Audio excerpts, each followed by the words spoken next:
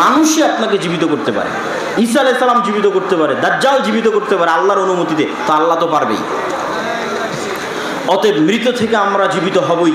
অতএব পরকালের জীবনের প্রতি আমাদের বিশ্বাস এবং ভরসা থাকতে হবে অগাধ। পরকালের জীবনের প্রতি আমাদের বিশ্বাস এবং ভরসা থাকতে হবে অগাধ। সম্মানিত উপস্থিতি, আল্লামা ইবতিসাম ইলাহি জহিরের বক্তব্যের সারমর্ম বলছিলাম, ঈমান বিল গায়ব এবং ইলম। আমি বলে সুযোগ করে দিচ্ছি, আপনারা একটু হইচই করবেন না। আর জি, আপনারা হইচই করবেন না। আমার বক্তব্য শেষ হলে শাইখ আব্দুর রাজ্জাক মুনিসিবের বক্তব্যের আগে একজন প্রধান মেহমান আছে, তিনি অনেকক্ষণ থেকে অপেক্ষায় আছেন, তার সম্মানটা আপনারা রক্ষা করবেন। উনি 2 মিনিট কথা বলবেন। তো আমার বক্তব্যের শেষের দিকে এসে আপনাদের প্রতি উদাত্ত আহ্বান যে আমরা তো আজকে এসেছি, হয়তো গত বছরে এসেছিলাম, আবার কবে আসা হবে আল্লাহ সুবহানাহু ওয়া তাআলা ভালো জানে। কিন্তু আমাদের লিখিত পত্রিকা প্রতি মাসে আপনাদের কাছে আসার ব্যবস্থা করে।